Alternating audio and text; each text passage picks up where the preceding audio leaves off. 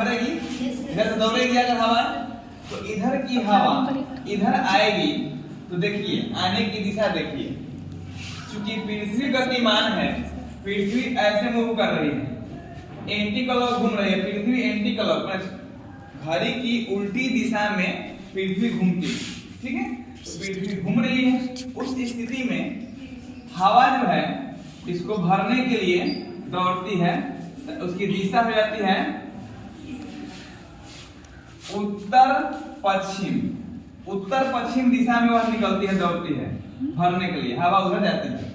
क्योंकि इधर पृथ्वी घूम रही है, हवा तो सीधा ही चली होगी, लेकिन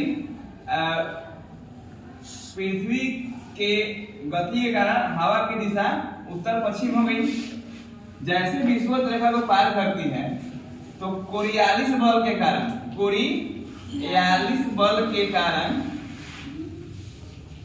कोरियालिस बल के कारण इसकी दिशा दक्षिण पूर्व हो जाती है। क्या हो जाती है? दक्षिण पूर्व की ओर मूव कर जाती है, ठीक है ना। कोरियालिस बल के कारण क्या करती है, वो दक्षिण पश्चिम की ओर मूव करती है। और यह जो हवा होती है, जब वहां से चलती है और विषुवत रेखा को पार करती है, तो अपने साथ बहुत सारे बादल को लेकर चलती है। क्योंकि वहां पे बादल उत्पन्न हो गया था, कहाँ पे?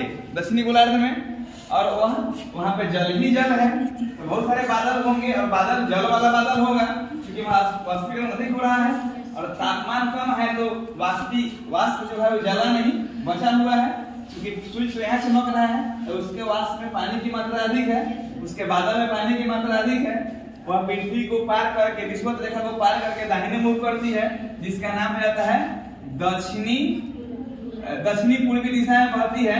हम लोग यहाँ से कहते हैं कि दक्षिणी पश्चिमी हवा है। क्या है?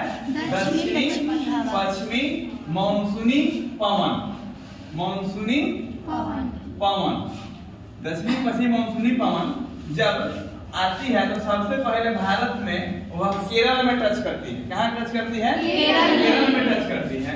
और यहाँ पे यह पहुँचती है 1 जून को। कब पहुँचती है? 1 जून को।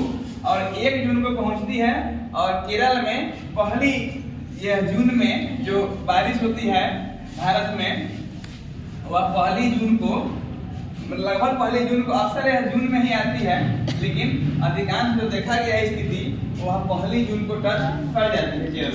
तो यह केरल में जाकर के पहली जून में जब टच करती है, तो केरल में बारिश होना शुरू हो जाती है, केरल में बारिश होना शुरू हो जाती है, और भारत में वह मानसून का आगमन हो चुका है।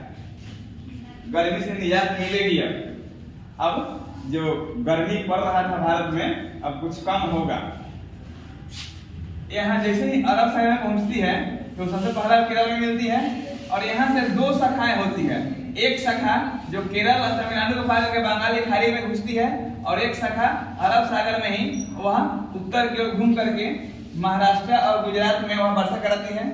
दूसरा जो रेखा था, ये जो दिशा था बादल का, वह केरल को पार करते हुए, तमिलनाडु को पार करते हुए बंगाली खाड़ी में घुसती है, और यहाँ से वह मूव करती है पूरब की ओर, उत्तर की ओर, और यहाँ जाकर शिलांग के पास, मेघालय के पास, मौसिनराम के पास जाके वह टकराती है, ठीक है। और यहाँ पे सबसे अधिक वर्षा कराती है, वो सबसे अधिक वर्षा कराती है। विश्व की सबसे अधिक वर्षा भारत के चेरापूंजी, अब हो गया है मौसिनराम, मेघालय में ही स्थान बदल गया, पहले चेरापूंजी था, मौसिनराम हो गया है। विश्व का सबसे अधिक वर्षा 1120 सेंटीमीटर वर्षा वहां कराती है, सबसे अधिक वर्षा कराती है। भारतीय मौसम का मतलब वर्षा वाला मौसम। ये अब यहाँ पे वर्षा कराती है, और फिर यहाँ हिमालय के कारण वह उत्तर की ओर नहीं जा पाती है, और अपने बाएं मुड़ती है, कुछ दाएं मुड़ती है। दाएं मुड़ती असम घाटी में वर्षा कराती है, बाएं मुड़ती है तो उत्तर भारत में वर्षा कराती है, जैसे बिहार, झारखंड,